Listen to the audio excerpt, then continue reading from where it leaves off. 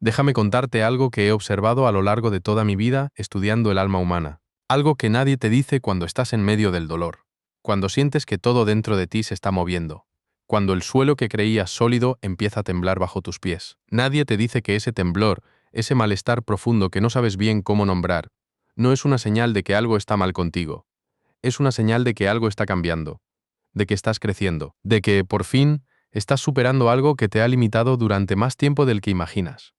Me llamo Alfred Adler. Fui médico, psiquiatra, y durante décadas me dediqué a entender por qué los seres humanos sufrimos de la manera en que sufrimos. ¿Por qué algunos de nosotros nos quedamos atascados? ¿Por qué otros, ante las mismas circunstancias, encuentran la manera de avanzar? Y lo que descubrí, lo que observé en miles de personas que vinieron a sentarse frente a mí buscando respuestas, es que casi todo el sufrimiento psicológico humano, en su raíz más profunda, tiene un mismo origen. Un sentimiento que todos compartimos, sin excepción. Un sentimiento que no es una enfermedad, no es una debilidad, no es algo de lo que avergonzarse. Es, en realidad, el motor más poderoso que existe en la psique humana.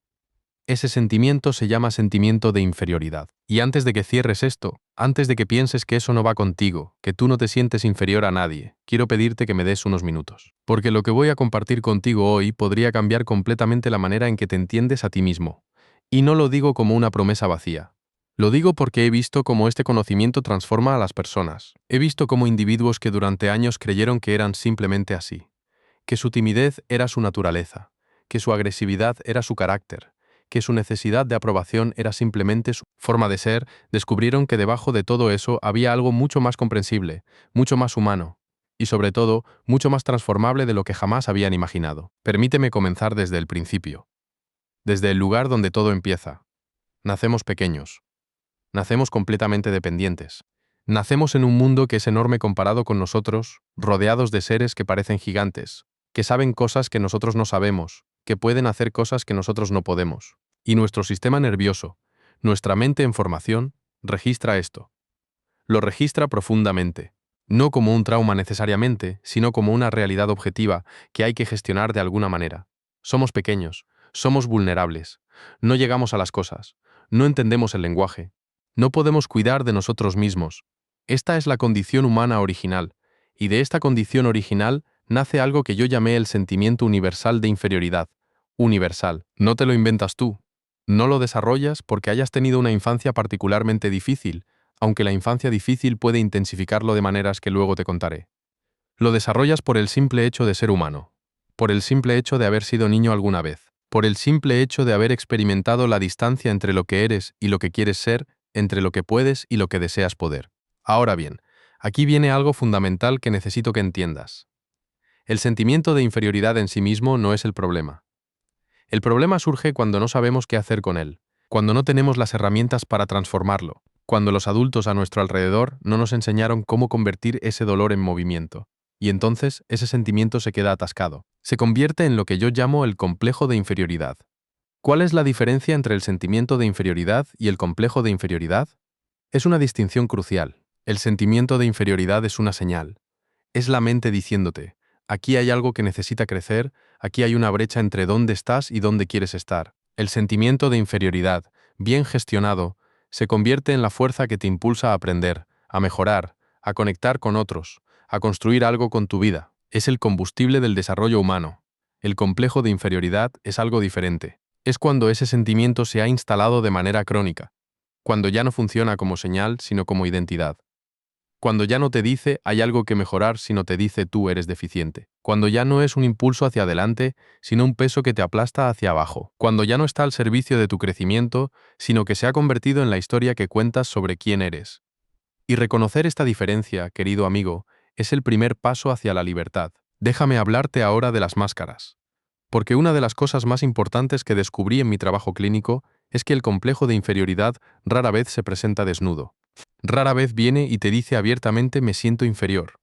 No, el complejo de inferioridad es astuto, es adaptativo, lleva décadas, a veces toda una vida, encontrando maneras de ocultarse, de compensarse, de disfrazarse de algo que no levante sospechas. ¿Y sabes cuáles son sus disfraces más eficaces? Te sorprenderás. El primer disfraz es la arrogancia. Sí, has leído bien. Hay personas que llevan una actitud de superioridad tan arraigada, que hablan de sus logros con tanta frecuencia, que necesitan tanto ser los más inteligentes de la sala, los más exitosos, los que más han viajado, los que tienen la opinión más correcta, que parece imposible que debajo de todo eso haya un sentimiento de inferioridad. Pero precisamente ese es el punto. La arrogancia es frecuentemente la respuesta más inmediata al sentimiento de inferioridad. Si me siento pequeño por dentro, puedo compensarlo haciéndome grande por fuera. Si siento que no valgo lo suficiente, puedo dedicar toda mi energía a demostrarme y demostrar al mundo que valgo más que los demás. Yo llamé a esto la búsqueda de superioridad ficticia. Ficticia porque no surge de una genuina confianza en uno mismo, sino del miedo.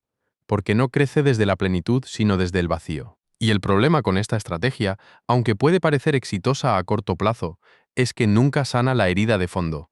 Por más logros que acumules, por más personas que impresiones, por más éxitos que colecciones, el sentimiento de inferioridad sigue ahí, esperando en la oscuridad, recordándote que todo podría derrumbarse, que en cualquier momento alguien podría ver a través de la máscara.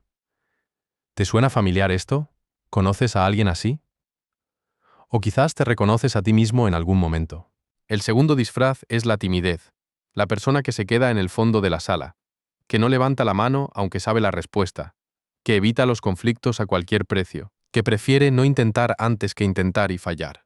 Esta también es una respuesta al sentimiento de inferioridad, pero de sentido contrario. En lugar de lanzarse hacia adelante en una carrera por demostrar valor, esta persona se retira, se vuelve invisible, construye muros alrededor de su vulnerabilidad.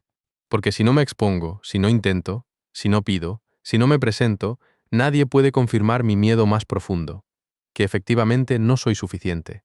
La timidez crónica, el aislamiento social, la procrastinación, la tendencia a rendirse antes de empezar, todas estas son formas en que el complejo de inferioridad habla. Son estrategias de protección que en algún momento de nuestra historia tuvieron sentido, que nos protegieron de algún dolor real, pero que con el tiempo se convirtieron en cárceles. El tercer disfraz es más sutil y quizás el más común: la necesidad de aprobación. La persona que ajusta constantemente su comportamiento, sus opiniones, incluso sus valores, según lo que cree que los demás quieren ver.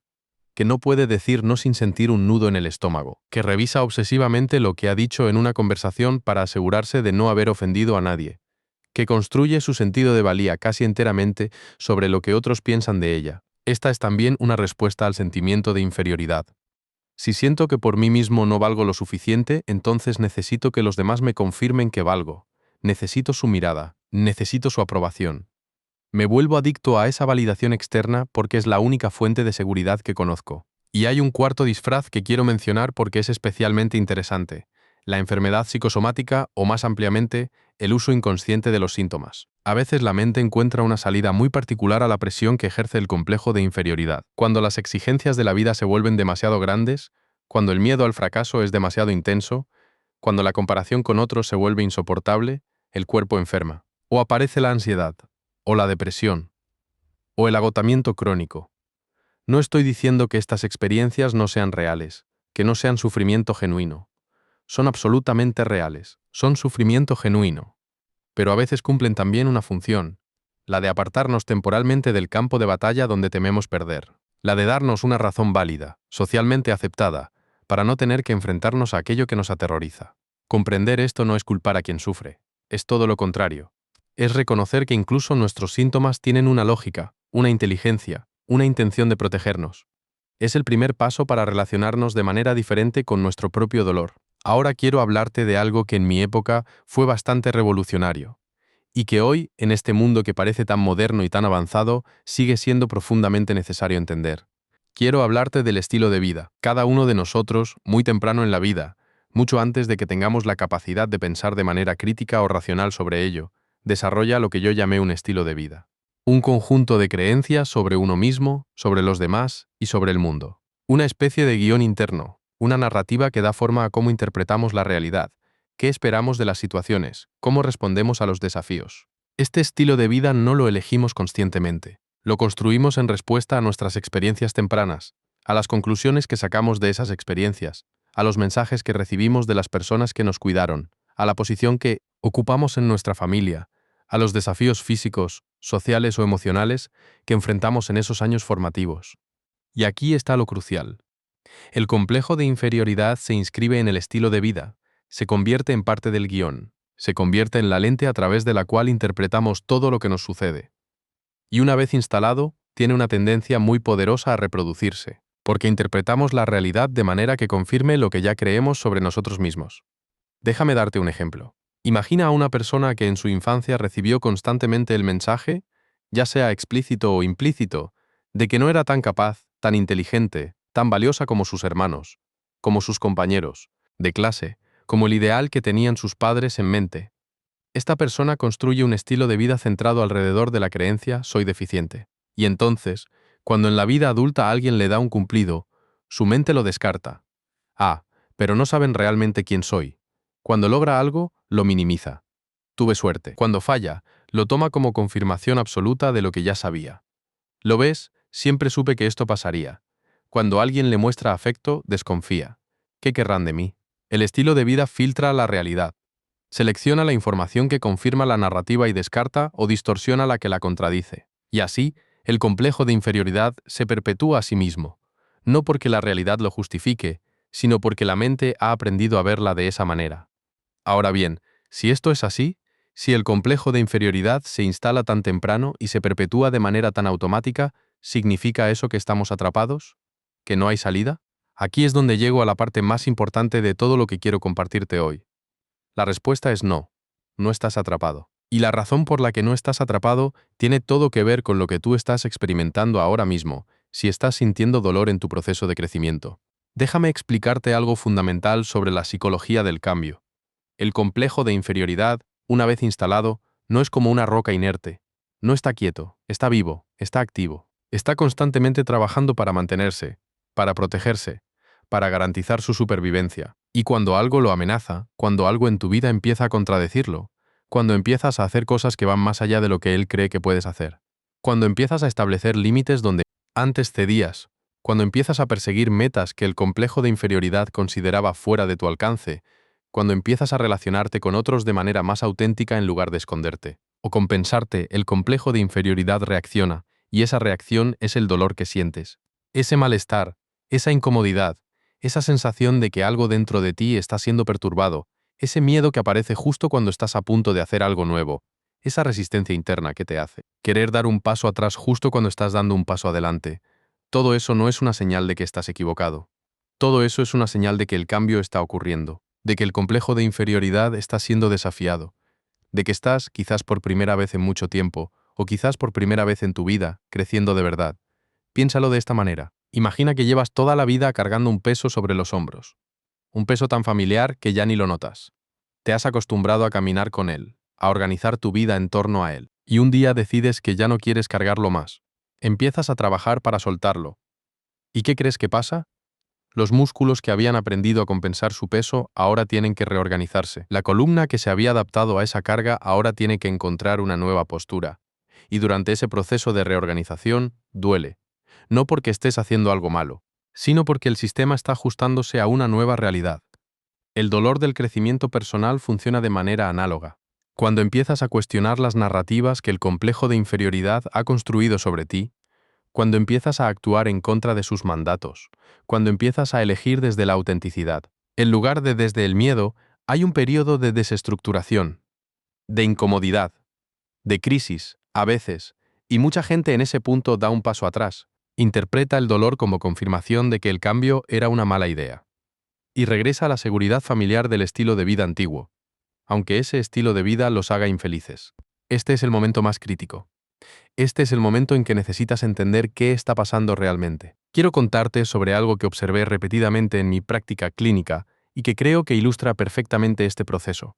Cuando alguien que ha pasado toda su vida siendo excesivamente complaciente, que nunca dice no, que subordina constantemente sus propias necesidades a las de los demás, empieza a trabajar en sí mismo y finalmente establece un límite. Finalmente dice esto no lo acepto. Finalmente pone sus propias necesidades en primer lugar.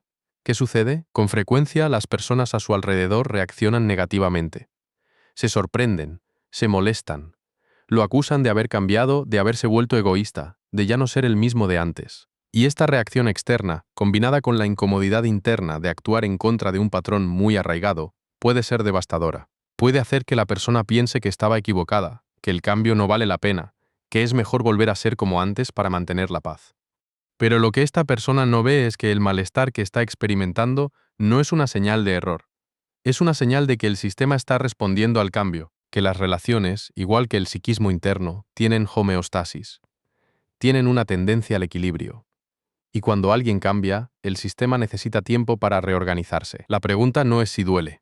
La pregunta es si el dolor está al servicio de tu crecimiento o al servicio de tu estancamiento. Déjame ahora hablar de algo que considero uno de los pilares más importantes de la psicología humana, algo que mis contemporáneos no comprendían del todo, y que creo que todavía hoy está subestimado en nuestra comprensión del ser humano. Me refiero al sentido de comunidad, a lo que yo llamé el Gemeinschaftsgefühl, el sentimiento de pertenencia a algo más grande que uno mismo. Verás, el complejo de inferioridad no solo tiene que ver con la relación que tienes contigo mismo, tiene profundas raíces en tu relación con los demás, con la humanidad en general, con el tejido social del que formas parte.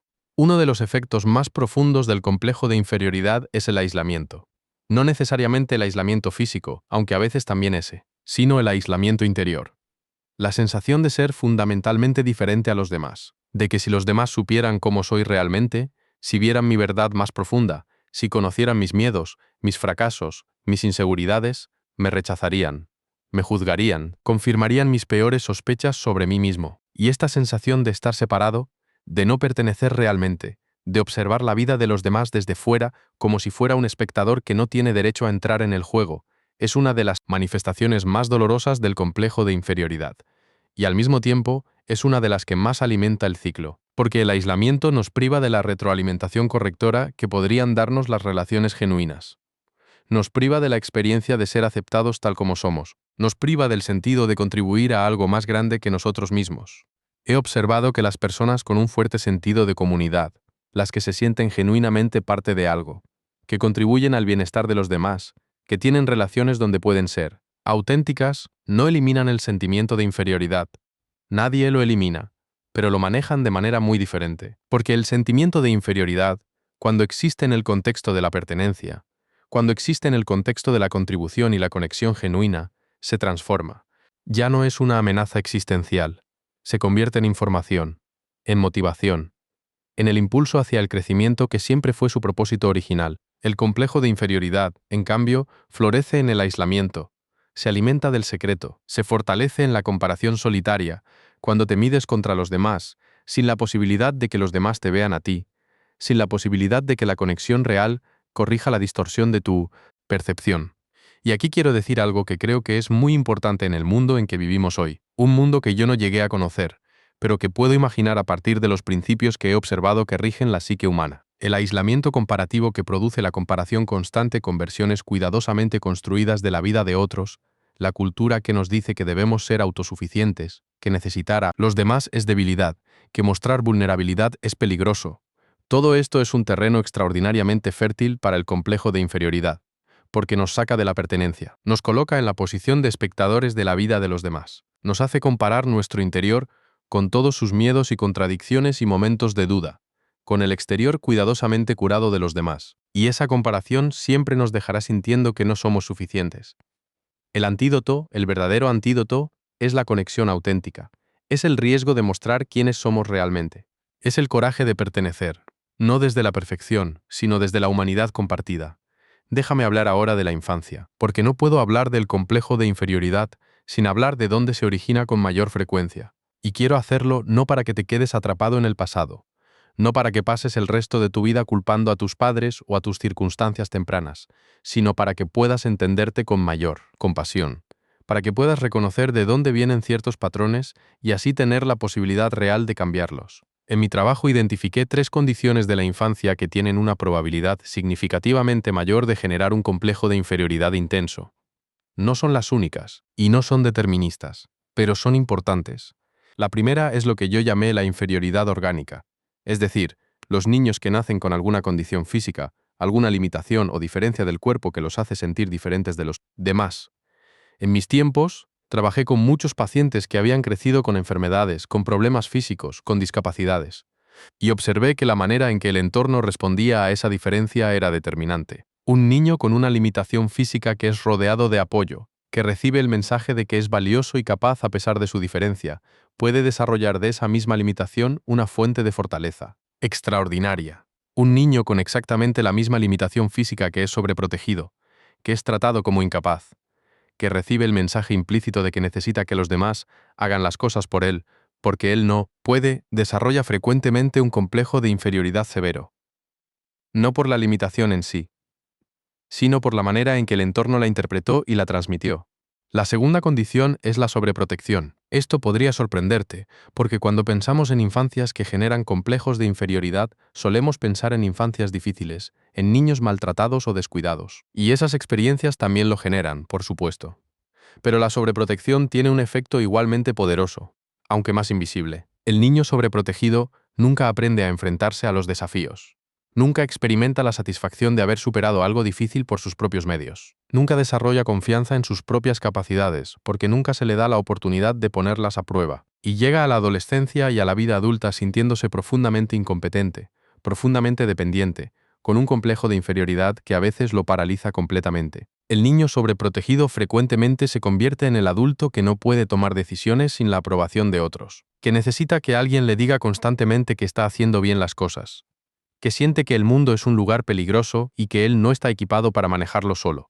La tercera condición es el rechazo, el descuido o el trato de preferencia negativa. El niño que recibe constantemente el mensaje, ya sea dicho explícitamente o transmitido a través del comportamiento de los adultos, de que no es tan valioso, que no es tan amado, que no es tan capaz, como sus hermanos, como los otros niños, como el ideal que sus cuidadores tenían en mente. Este niño construye su estilo de vida alrededor de la pregunta ¿qué tengo que hacer para merecer amor y valor? O, en los casos más severos, alrededor de la conclusión no tengo arreglo. Ahora bien, quiero que entiendas algo sobre estas condiciones tempranas. Entenderlas es importante, es liberador. Es parte de la comprensión compasiva de uno mismo que hace posible el cambio. Pero entenderlas no es suficiente. Y aquí es donde mi perspectiva difería fundamentalmente de la de mi colega Freud, con quien tuve largos debates y de quien finalmente me separé porque no podía compartir su determinismo, su visión de que el pasado es el destino. Yo creo, basado en todo lo que he observado, en todo lo que he experimentado, que el ser humano tiene la capacidad de trascender su historia, que las conclusiones que sacamos en la infancia sobre quiénes somos y qué podemos esperar de la vida no son verdades eternas, sino interpretaciones que hicimos con los recursos que teníamos entonces, con la mente de un niño, con la información limitada que un niño tiene disponible, y que esas interpretaciones, por más profundamente arraigadas que estén, pueden cuestionarse, pueden revisarse, pueden reescribirse. Esto no es fácil. Quiero ser honesto contigo. No es un proceso que ocurra de la noche a la mañana. No es suficiente leer sobre ello y comprenderlo intelectualmente. Requiere trabajo, requiere coraje, requiere a veces la ayuda de alguien que pueda acompañarte en el proceso, que pueda ayudarte a ver los puntos ciegos que el propio estilo de vida genera. Pero es posible, es genuinamente posible. Y el hecho de que estés aquí escuchándome, el hecho de que estés interesado en entenderte mejor, en crecer, en cambiar los patrones que te limitan, me dice que ya tienes algo fundamental que muchas personas no tienen: la disposición a mirar hacia adentro, la disposición a hacerte preguntas incómodas, la disposición al crecimiento. Déjame hablar ahora de algo que me parece extraordinariamente importante y que creo que no se discute lo suficiente: el coraje de ser imperfecto. Yo usé esa frase, el coraje de ser imperfecto, porque creo que describe algo esencial sobre lo que se necesita para superar el complejo de inferioridad. Verás, uno de los aspectos más paradójicos del complejo de inferioridad es que frecuentemente va de la mano con el perfeccionismo. Podría parecer que el perfeccionismo y el complejo de inferioridad son opuestos, que el perfeccionismo es el intento de ser lo mejor posible, mientras que el complejo de inferioridad es la sensación de no ser suficientemente bueno, pero en realidad son dos caras de la misma moneda. El perfeccionismo es frecuentemente la estrategia que adopta el complejo de inferioridad para intentar protegerse a sí mismo. Si soy perfectamente competente, si no cometo errores, si siempre estoy preparado, si nunca doy lugar a la crítica, entonces nadie podrá confirmar mi miedo más profundo, que no soy suficiente. El perfeccionismo es el intento de controlar la percepción que los demás tienen de nosotros para evitar que vean nuestra supuesta deficiencia. El problema, por supuesto, es que la perfección es imposible. Nadie es perfecto. Y cuando el perfeccionismo falla, cuando inevitablemente cometemos un error o no, estamos a la altura de nuestros propios estándares imposibles, la caída es brutal. Porque no solo hemos fallado en la tarea, hemos fallado en nuestra estrategia de protección. Hemos quedado expuestos. Y el complejo de inferioridad se alimenta de esa exposición. El coraje de ser imperfecto, en cambio, es algo completamente diferente. No es la resignación a la mediocridad, no es la indiferencia por la calidad o la excelencia. Es la capacidad de actuar, de intentar, de comprometerte, de relacionarte, de vivir tu vida plenamente, sabiendo que vas a cometer errores, sabiendo que habrá momentos en que no estarás a la altura de tus aspiraciones, sabiendo que habrá personas que te juzguen o que no te entiendan, y eligiendo actuar de todos modos. El coraje de ser imperfecto es la base de la autenticidad, porque la autenticidad requiere mostrarte tal como eres, no como desearías ser, y tal como eres incluye tus limitaciones, tus dudas, tus errores, tus momentos de confusión. El que se muestra perfectamente pulido, perfectamente competente, perfectamente seguro, no se muestra en realidad. Muestra una representación de sí mismo, y esa representación, por convincente que sea, mantiene la distancia, mantiene el aislamiento, mantiene el complejo de inferioridad intacto, porque nunca permite la experiencia correctora de ser visto tal como eres, y ser aceptado de todos modos. Ahora quiero hablarte de algo que creo que es fundamental para entender cómo se manifiesta el proceso de superar el complejo de inferioridad en la vida cotidiana. Quiero hablarte de las tareas vitales. He observado que la vida nos presenta ciertos desafíos fundamentales que ningún ser humano puede eludir completamente. Los llamo las tareas vitales. El amor y las relaciones íntimas, el trabajo y la contribución social, y la amistad y la participación en la comunidad. Y es en estas tres áreas donde el complejo de inferioridad se manifiesta de manera más clara, y donde el trabajo de superarlo se hace más concreto. En el área del amor y las relaciones íntimas, el complejo de inferioridad puede manifestarse de maneras muy diversas. Está la persona que evita la intimidad porque teme que si su pareja la conoce realmente, si ve sus verdaderas limitaciones y miedos, dejará de amarla. Está la persona que se vuelve controladora o celosa, porque en el fondo siente que no merece ser amada, y vive con el terror constante de que quien la ama se dé cuenta de ello y se vaya. Está la persona que elige parejas que no están realmente disponibles, que la tratan mal, que la hacen sentir pequeña, porque eso confirma lo que ya cree sobre sí misma, y al menos tiene la seguridad de que no habrá sorpresas.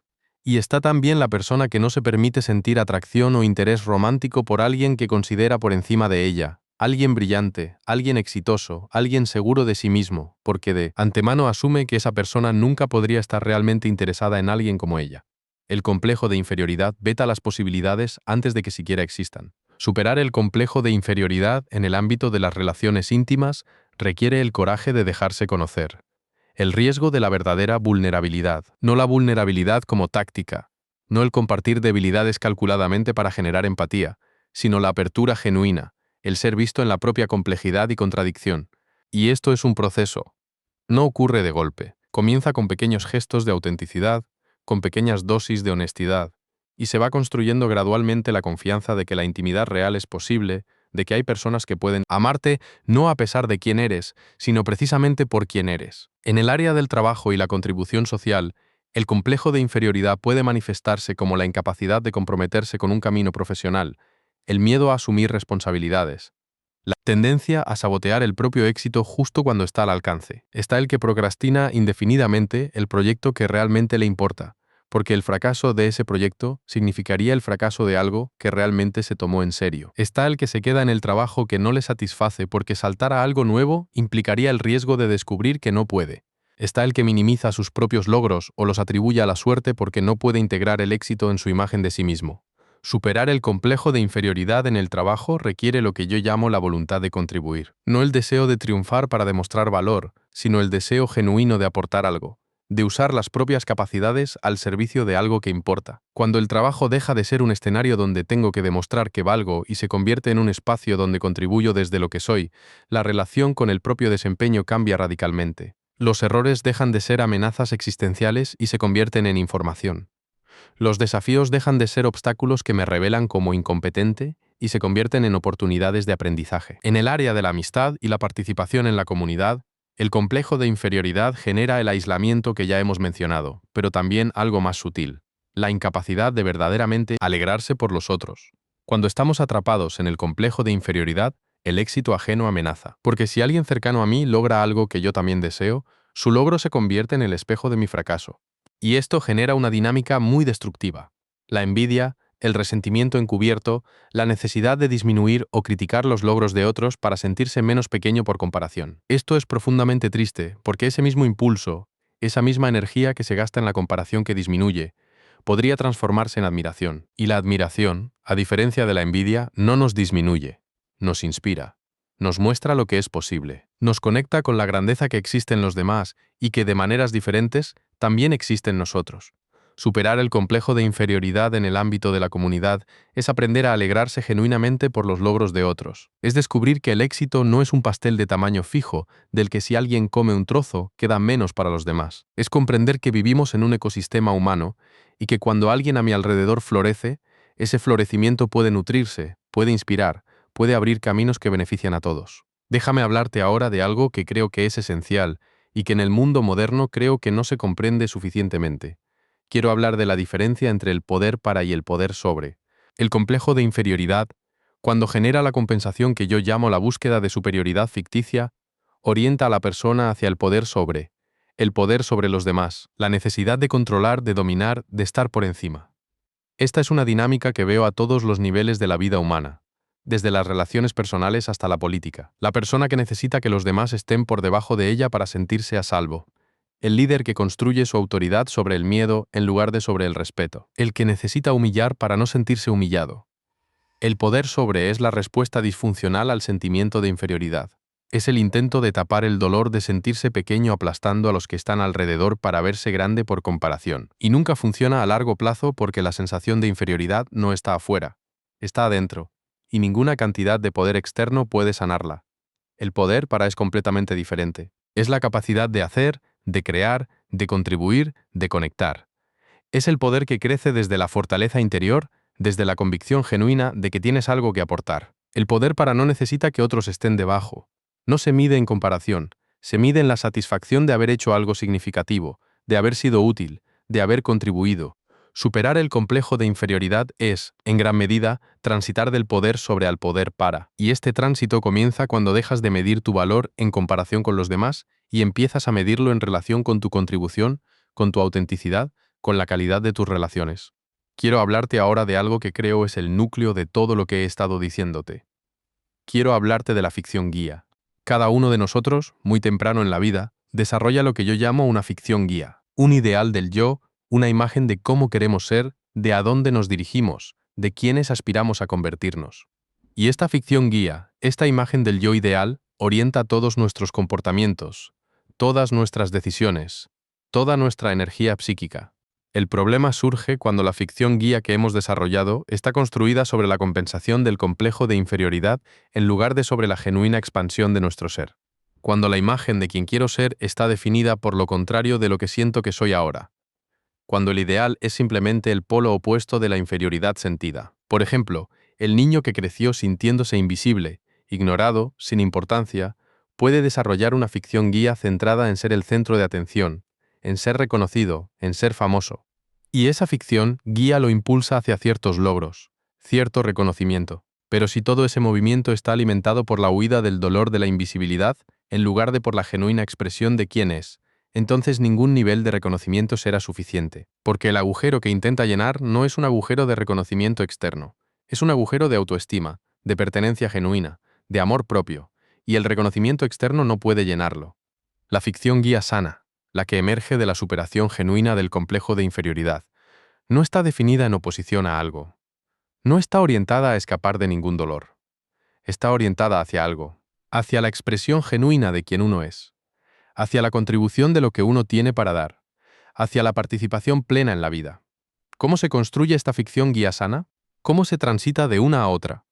Aquí entra un elemento que yo considero absolutamente central y que a veces es malinterpretado. Porque cuando digo que el camino hacia la superación del complejo de inferioridad pasa por conectar con el sentido de comunidad, con la contribución al bienestar de los demás, algunas personas interpretan esto como que deben olvidarse de sí mismas, que deben sacrificarse, que el yo no importa. No es eso en absoluto. El sentido de comunidad genuino no es el sacrificio del yo, no es la negación de las propias necesidades, no es la sumisión al grupo. Es la experiencia de que el yo individual y el nosotros colectivo no son opuestos sino complementarios, que cuando soy genuinamente yo mismo, cuando actúo desde mis valores más profundos, cuando contribuyo desde lo que realmente tengo para dar, eso no me empequeñece, sino que me agiganta. Y cuando me agiganto de esa manera, cuando crezco de esa manera auténtica, contribuyo más y mejor al tejido colectivo del que formo parte. La persona que ha superado el complejo de inferioridad no se ha vuelto perfecta, no ha eliminado todas sus dudas ni todos sus miedos. Ha aprendido a relacionarse con esas dudas y esos miedos de manera diferente. Ya no los teme de la misma manera. Ya no organiza su vida para evitarlos. Ya no gasta toda su energía en compensarlos o esconderlos. Los reconoce como parte de la experiencia humana. Los integra. Y desde esa integración, desde esa aceptación radical de su humanidad completa, incluyendo sus sombras, actúa. Elige. Vive. Déjame hablarte de algo que en mi época fue el eje de mucho debate, y que creo que hoy es igualmente relevante: la relación entre el individuo y la sociedad. Porque el complejo de inferioridad no existe en el vacío, existe siempre en un contexto social. Y ese contexto social, la cultura en la que vivimos, los valores que esa cultura promueve, los ideales de éxito y valor y belleza y competencia que esa cultura define, todo esto influye profundamente en cómo se manifiesta el complejo de inferioridad en cada época y cada lugar. Las sociedades que promueven la competencia individualista, que valoran el logro personal sobre la contribución colectiva, que colocan el éxito material y el reconocimiento social como medidas primarias del valor de una persona. Estas sociedades generan terrenos especialmente fértiles para el complejo de inferioridad, porque en ellas, el sentimiento universal de no ser suficiente recibe constantemente nuevas formas, nuevas métricas de comparación, nuevas razones para sentirse por debajo. No estoy diciendo que la competencia o el logro individual sean malos en sí mismos. Estoy diciendo que cuando se convierten en los valores supremos, cuando el valor de una persona se mide exclusivamente por lo que logra, por lo que posee, por cómo se compara con los demás, entonces, el sufrimiento que genera el sentimiento de inferioridad se intensifica exponencialmente, porque siempre habrá alguien que tenga más, que logre más, que aparente ser más exitoso. Y si esa comparación es el barómetro de tu valor, nunca podrás llegar a un estado de suficiencia. El camino fuera de esto no pasa por ignorar la sociedad o encerrarse en uno mismo. Pasa por desarrollar valores propios, internos, que no dependan de la comparación externa. Valores relacionados con quién eres, no solo con lo que logras. Con cómo te relacionas, no solo con lo que produces. Con la calidad de tu presencia en la vida de quienes amas, no solo con tus credenciales y posesiones. Esta construcción de valores internos es uno de los trabajos más profundos y más importantes que un ser humano puede hacer. Y es un trabajo que requiere silencio, requiere reflexión, requiere la disposición a preguntarse qué es lo que realmente importa para mí, no para la imagen que quiero proyectar, no para la aprobación que busco, sino para mi experiencia más íntima de lo que significa vivir bien. Quiero ahora dirigirme a ti de manera más directa. Quiero hablarte de lo que probablemente estás viviendo si este tema te ha llegado, si sientes que hay algo en ti que está cambiando, si estás en medio de un proceso de crecimiento que a veces duele, más de lo que pensabas. Quizás estás en un momento de tu vida en que empiezas a cuestionar patrones que antes no cuestionabas. Quizás estás empezando a ver con mayor claridad de qué maneras el miedo a no ser suficiente ha estado orientando tus decisiones, tus relaciones, tus elecciones profesionales. Quizás estás empezando a actuar de maneras nuevas, a establecer límites que antes no ponías, a perseguir cosas que antes pensabas que no eran para ti, a decir la verdad donde antes callabas o mentías, por miedo. Y ese proceso de transformación, aunque enormemente valioso, aunque sé exactamente lo que necesitas, duele. Duele porque implica dejar ir algo. Implica dejar ir la seguridad, aunque falsa, del patrón conocido. Implica soltar la identidad construida alrededor del complejo de inferioridad, aunque esa identidad te haya causado sufrimiento. Implica atravesar un periodo de no saber quién eres, de estar entre dos orillas, de haber dejado la orilla antigua, pero no haber llegado todavía a la nueva. Este periodo liminar, este estar en el medio, es quizás el más difícil y el más importante de todo el proceso de crecimiento. Es el momento en que más tentación hay de dar marcha atrás, porque la orilla nueva todavía no se siente como propia. Todavía no hay suficiente historia en ella para que se sienta segura. Todavía no hay suficientes recuerdos, suficientes éxitos, suficientes confirmaciones de que puedes vivir desde ese nuevo lugar. Y en ese momento, lo que necesitas no es una respuesta inmediata al dolor. No es la resolución rápida del malestar. Lo que necesitas es la comprensión de que ese malestar es parte del proceso, que estás exactamente donde necesitas estar. Que el dolor que sientes no es una señal de que algo está mal, sino de que algo está bien, de que estás creciendo, de que el complejo de inferioridad está siendo desafiado y está resistiendo, y de que si continúas, si tienes la valentía de seguir hacia adelante a pesar del miedo y el dolor, llegarás a un lugar diferente, no a un lugar perfecto, no a un lugar libre de toda duda o toda incertidumbre, sino a un lugar donde la relación contigo mismo es más honesta, más compasiva, más libre. Déjame contarte algo personal, Aunque soy muy consciente de que compartir mis propias experiencias puede parecer fuera de lugar para alguien que se dedica a escuchar las experiencias de otros, pero creo que puede ser útil. Yo también crecí con un sentimiento de inferioridad. No fue una infancia sin sombras. Tuve problemas de salud en mi niñez que me hicieron sentir durante años como si el cuerpo fuera un obstáculo, como si la vida física que otros experimentaban con facilidad fuera para mí una batalla constante.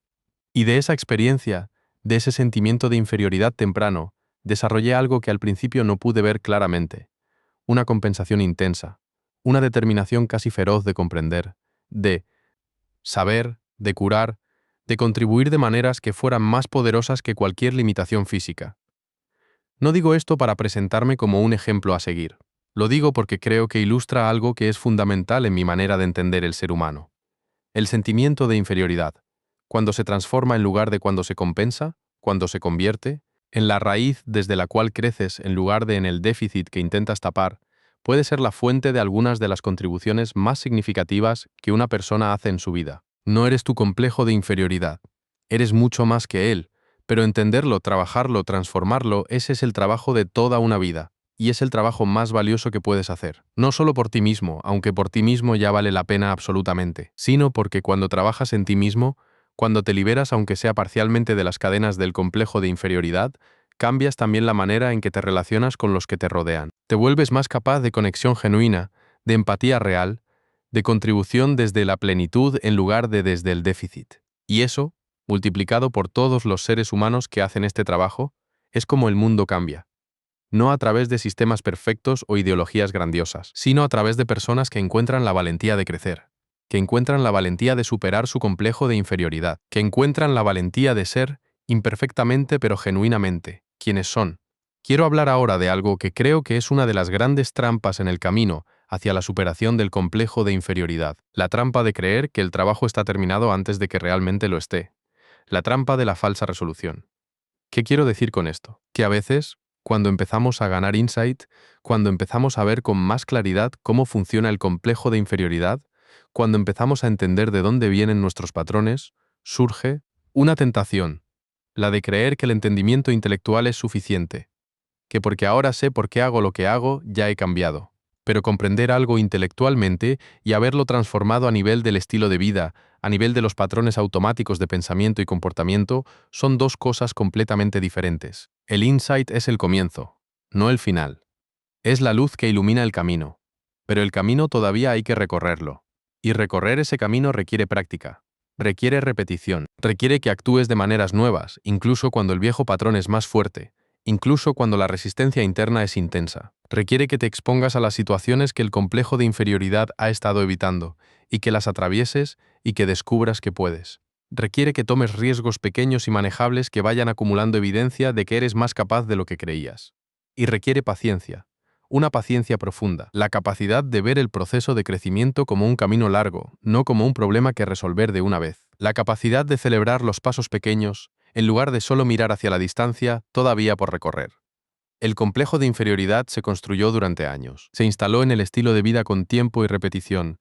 Sería ingenuo pensar que se deshace en una sesión de terapia, en un libro, en una revelación. Se deshace con la misma moneda con que se construyó. Con tiempo, con repetición, con nuevas experiencias que vayan gradualmente reescribiendo la narrativa. Y esto, lejos de ser una noticia desalentadora, me parece una de las más profundamente esperanzadoras, porque significa que cada día tienes oportunidades de construir la nueva narrativa. Cada conversación en que te muestras con más autenticidad que ayer es una oportunidad. Cada límite que estableces donde antes cedías es una oportunidad. Cada vez que te permites intentar algo aunque no estés seguro de poder es una oportunidad. Cada vez que te tratas con la compasión con que tratarías a un amigo querido en lugar de con la dureza del juez implacable interno es una oportunidad. El cambio se construye de momentos, y el camino se hace caminando.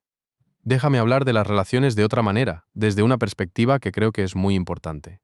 Las relaciones son el espejo más poderoso que tenemos. Son el lugar donde el complejo de inferioridad se hace más visible, donde sus efectos son más concretos y más dolorosos, pero también donde tiene el mayor potencial de transformación. Porque las relaciones genuinas, las relaciones donde podemos ser vistos y aceptados tal como somos, tienen un poder corrector que ningún trabajo solitario puede replicar completamente. Hay algo que sucede en el encuentro genuino con otro ser humano que no puede suceder solo en la meditación, solo en la lectura, solo en la reflexión personal. Hay algo que solo la conexión puede dar. Esto no significa que necesites un terapeuta. Aunque la terapia puede ser enormemente útil, significa que las relaciones en tu vida, tus amistades, tus relaciones de pareja, tus relaciones familiares, tus conexiones en la comunidad, todas estas son espacios donde el trabajo de superar el complejo de inferioridad puede y debe ocurrir, donde puedes practicar la autenticidad, donde puedes arriesgarte a ser conocido, donde puedes descubrir que la aceptación es posible. Y hay algo más sobre las relaciones que quiero mencionar. Hay un principio que creo que es fundamental. La calidad de tus relaciones está profundamente vinculada con la calidad de tu relación contigo mismo. No me refiero a que debas estar completamente bien contigo mismo antes de poder relacionarte bien con otros. Eso sería un ideal imposible y contraproducente. Me refiero a que el trabajo de mejorar tu relación contigo mismo y el trabajo de mejorar tus relaciones con otros están entrelazados. Se nutren mutuamente. Cada avance en uno facilita avances en el otro. Cuando te tratas con más compasión, cuando te permites más autenticidad, cuando te aceptas con mayor plenitud, tu manera de relacionarte con otros cambia de manera orgánica. Te vuelves menos reactivo, menos necesitado de validación constante, menos amenazado por las diferencias o los conflictos. Y cuando tus relaciones mejoran, cuando experimentas conexión genuina, cuando recibes el regalo de ser conocido y aceptado, tu relación contigo mismo también se transforma. Todo está conectado. El trabajo interno y el trabajo relacional no son separables. Son dos aspectos del mismo proceso de crecimiento. Quiero hablar ahora de la vejez y de la perspectiva que da el tiempo en relación al complejo de inferioridad, porque creo que hay una sabiduría que emerge con el tiempo, con la acumulación de experiencias, con la perspectiva que solo el paso de los años puede dar. He observado que muchas personas, cuando llegan a una edad avanzada y miran hacia atrás en su vida, pueden ver con notable claridad cuántas de sus preocupaciones más intensas, cuántos de sus miedos, más paralizantes, cuántas de las situaciones que les parecían amenazas existenciales se disolvieron con el tiempo, que muchas de las cosas que trabajaron tan desesperadamente para controlar, para mantener, para defender, no resultaron ser tan determinantes para la calidad de su vida como creyeron. Esto no es un llamado a la indiferencia. No estoy diciendo que las cosas no importan. Estoy diciendo que el complejo de inferioridad frecuentemente nos lleva a sobreestimar las amenazas y a subestimar nuestra propia capacidad de manejarlas. Nos hace vivir como si el juicio de los demás fuera más determinante para nuestra valía de lo que realmente es. Nos hace actuar como si el fracaso en una área fuera una condena total. Nos hace sentir que la exposición de nuestras imperfecciones sería catastrófica, cuando en realidad, frecuentemente, esa exposición es el comienzo de la conexión real. Una de las cosas más liberadoras que puede ocurrirle a una persona es descubrir, a través de la experiencia acumulada, que puede sobrevivir los momentos que más temía, que puede pasar por la vergüenza y salir del otro lado, que puede fracasar y levantarse, que puede ser rechazado y seguir siendo valioso, que puede cometer errores graves y encontrar la manera de reparar, crecer, continuar. Esta sabiduría que a veces solo el tiempo puede dar, ¿podemos acceder a ella de manera más temprana? Creo que sí. Creo que es posible desarrollar, a través del trabajo consciente sobre uno mismo, la perspectiva que normalmente requiere décadas de experiencia. No completamente, porque algunas cosas solo las enseña el tiempo, pero sí en una medida significativa. Y esa perspectiva es liberadora. Es la perspectiva que dice, soy suficientemente capaz de manejar lo que venga, no porque sea perfecto, no porque no tenga miedo, sino porque he demostrado, en situaciones pasadas, que tengo más recursos de los que el complejo de inferioridad quería que creyera. Y eso, querido amigo, ese descubrimiento progresivo de tu propia capacidad de manejar la vida, es el corazón de la superación del complejo de inferioridad. Hay una última cosa que quiero decirte antes de cerrar esta conversación. Algo que considero quizás el elemento más importante de todo lo que hemos hablado. El proceso de superar el complejo de inferioridad no tiene como objetivo llegar a un estado de perfección psicológica. No tiene como objetivo eliminar toda duda, todo miedo, toda incertidumbre. No tiene como objetivo convertirte en alguien que nunca vacila, que siempre sabe lo que quiere, que nunca tiene momentos de inseguridad. El objetivo, si es que hay uno, es algo mucho más modesto y al mismo tiempo mucho más profundo. Es desarrollar una relación diferente con tu propia humanidad. Es aprender a ser tu propio aliado en lugar de tu propio enemigo. Es encontrar la capacidad de estar presente en tu propia vida, no como juez, sino como testigo compasivo. Es descubrir que la vida, con toda su incertidumbre y su imperfección y su imprevisibilidad, puede vivirse desde la apertura en lugar de desde el miedo. El sentimiento de inferioridad nunca desaparece completamente, pero cuando ha sido trabajado, cuando ha sido comprendido, cuando se ha transformado de complejo en combustible, ya no tiene el poder que tenía. Ya no define quién eres ni determina qué puedes hacer. Se convierte en una voz entre muchas voces internas. Una voz que a veces dice tengo miedo, tengo dudas, no estoy seguro de poder, pero que ya no es la voz definitiva, que ya no tiene la última palabra. La última palabra te pertenece a ti, y esa es, quizás, la conquista más importante de todas. Si estás en medio del dolor del crecimiento, si estás atravesando ese periodo difícil en que algo dentro de ti se está reorganizando, si estás sintiendo la resistencia que surge cuando el cambio real está ocurriendo, quiero que sepas algo. Estás en el lugar correcto. El dolor que sientes no es una señal de error, es una señal de que estás vivo, de que estás en movimiento, de que algo en ti se niega a quedarse quieto, se niega a aceptar los límites que el complejo de inferioridad quiere imponerte. Ese impulso de crecimiento que sientes, aunque doloroso, aunque incierto, aunque a veces agotador, es lo más valioso que tienes. Es la expresión de tu capacidad de ser más de lo que eras, de tu capacidad de crecer, de tu humanidad más profunda. Cuídalo, honralo, confía en él. Y cuando el camino sea difícil, cuando la duda sea intensa, cuando sientas ganas de dar marcha atrás, recuerda esto, que el dolor de crecer es completamente diferente al dolor de quedarse quieto. Uno duele porque algo está naciendo, el otro duele porque algo está muriendo lentamente. Y tú, si has llegado hasta aquí, si has escuchado todo esto, si algo de lo que hemos hablado ha resonado en ti, ya sabes la diferencia. Elige el dolor del crecimiento. Elige la incomodidad del cambio. Elige la valentía de ser más de lo que el complejo de inferioridad quería que fueras.